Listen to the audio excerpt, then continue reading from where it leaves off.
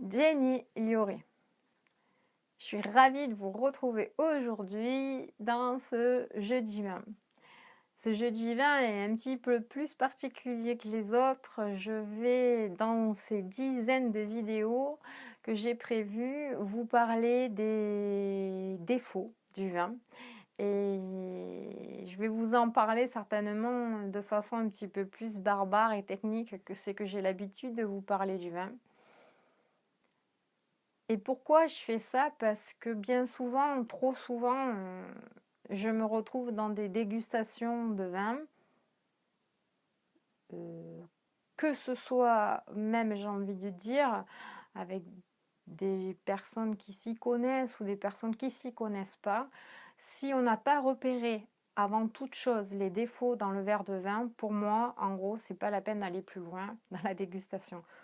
Alors, on se retrouve tout de suite pour le premier défaut qui pour moi me semble essentiel pour pouvoir déguster un verre de vin au mieux. S'il y a ce défaut, c'est impossible de continuer. À tout de suite!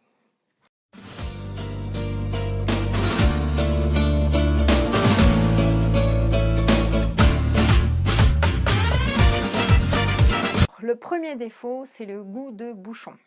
Le vin quand il est bouchonné. Alors c'est sûr, on n'a pas tous la même sensibilité au goût de bouchon. Mais déjà, quand on ouvre la bouteille, je vous renvoie à une de mes vidéos sur la dégustation de vin. La première chose qu'on fait quand on ouvre la bouteille de vin, c'est on sent le bouchon. Et déjà, on peut repérer si le vin il est bouchonné ou pas. Parce que si le vin, si le bouchon il est altéré, on s'aperçoit déjà de ce que peut révéler par la suite le vin. Le bouchon, c'est une idée super intéressante parce qu'en fait, il est en liège et lorsqu'il est compressé, il se rétracte par sa compression lorsqu'il arrive dans la bouteille et puis il reprend toute la forme du goulot de la bouteille de manière à ne laisser passer que de l'air au contact entre donc le vin qui est à l'intérieur de la bouteille et l'air qui est à l'extérieur de la bouteille. Cet échange, on va dire que ça apporte une micro-oxygénation et cette micro-oxygénation va permettre de faire évoluer le vin et de le faire vieillir. C'est pour ça qu'on pose les bouteilles de vin couchées, normalement couchées, de façon à ce que le bouchon ne se sèche pas, puisque le vin va rentrer en contact avec le bouchon et donc humidifie, on va dire en quelque sorte, le bouchon et permet cet échange avec l'air, l'oxygène extérieur et va faire évoluer tout tranquillement le vin. Lorsqu'on ouvre la bouteille de vin, lorsqu'on ôte le bouchon du goulot, peu de temps après, vous remarquerez que le liège s'est, comment je dirais, dilaté. Et pour le re-enfoncer dans la bouteille, on a toujours des difficultés.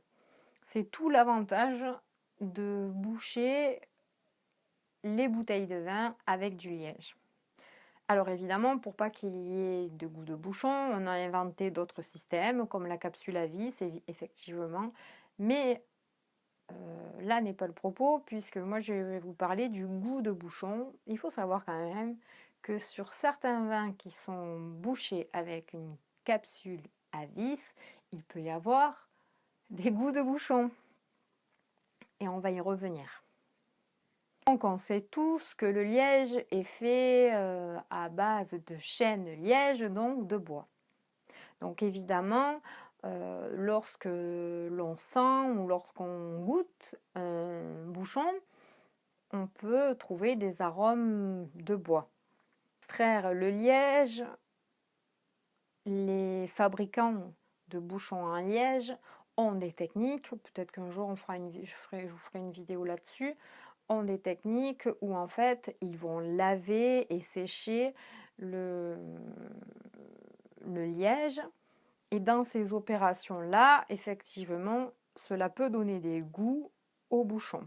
Alors, il y a plusieurs origines possible de l'altération et donc du goût de bouchon. La première que moi je déteste, c'est ce goût de rince, de beurre rince, qui est ce qu'on appelle un goût putride. C'est dû en particulier lors de la récolte du chêne liège. Sur le tronc, il y a des taches jaunes et ce sont ces taches jaunes qui ne sont pas saines et qui vont entraîner ce goût de rince que je trouve absolument écœurant. Et c'est une odeur butyrique. Voici le premier goût. Le deuxième goût, lui, est plus proche de la serpillière pourrie. Et souvent, on va dire que c'est un goût de croupi, et ce goût de croupi est dû à une mauvaise hygiène et un séchage défectueux au niveau des plaques de liège. Ensuite, il y a un autre goût, c'est le cas où le bouchon a été pincé lorsqu'il est rentré dans le goulot, lorsque la machine l'a fait rentrer dans le goulot. Le bouchon sointe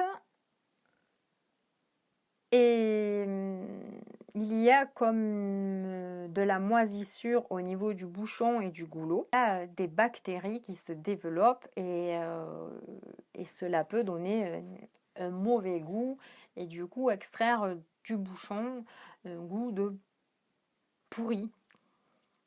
Là, on est sur des odeurs plutôt de fumée et de solvant. Ensuite, il y a ce qu'on appelle le goût de TCA. Alors, dans le jargon vitivinicole, les TCA, ce sont des trichloroanisols, 2,4,6-trichloroanisols. Et ces trichloroanisols sont dus lorsque les lièges sont lavés avec une substance chlorée. Ils ont pu être altérés. Mais ces TCA peuvent aussi provenir, par exemple, dans les chais, des traitements des charpentes avec des traitements des charpentes pour lutter contre les bébêtes qui mangent les charpentes, le bois, ainsi que aussi dans les fûts de chêne qui peuvent être vieux et du coup contenir ces TCA. C'est pour ça qu'on peut aussi retrouver ce goût de bouchon avec des TCA aussi sur des vins qui n'ont pas été bouchés par des bouchons en liège mais par des capsules à vis. Ces TCA contaminent tout le lot en fait. Il est important d'acheter plusieurs bouteilles d'un même millésime, d'un même château, parce que le bouchon n'évolue pas et ne vieillit pas de la même façon sur une bouteille que sur une autre. Même si le vin est le même à l'intérieur, cela ne va pas du tout évoluer de la même manière. Alors bien sûr qu'il y a des gens qui peuvent aimer ça, le goût de bouchon, mais pour moi c'est une éducation au goût. C'est important aujourd'hui d'éduquer notre palais. Et dites-moi, vous, comment vous faites dans votre dégustation de vin avec un vin bouchonné. Mais franchement, il n'y a pas d'autre solution que le mettre à l'évier. C'est surtout pas à mettre dans le vinaigrier. C'est surtout pas à faire un cocktail ou une sangria avec un vin bouchonné. Et c'est pareil en cuisine, vous allez bâcler votre cuisine si vous utilisez un vin bouchonné. Donc un vin bouchonné, il n'y a pas d'autre solution à l'évier ou dans la nature. Mais voilà quoi. On arrête là la dégustation quand on a senti que ça sent le bouchon. On peut en prendre quelques gorgées pour voir, être sûr que c'est ça, mais c'est pas la peine de continuer plus loin. Je vous fais des bisous, à tout bientôt. Pensez à vous abonner, à liker, à partager et prenez bien soin de vous aussi. Au prochain défaut.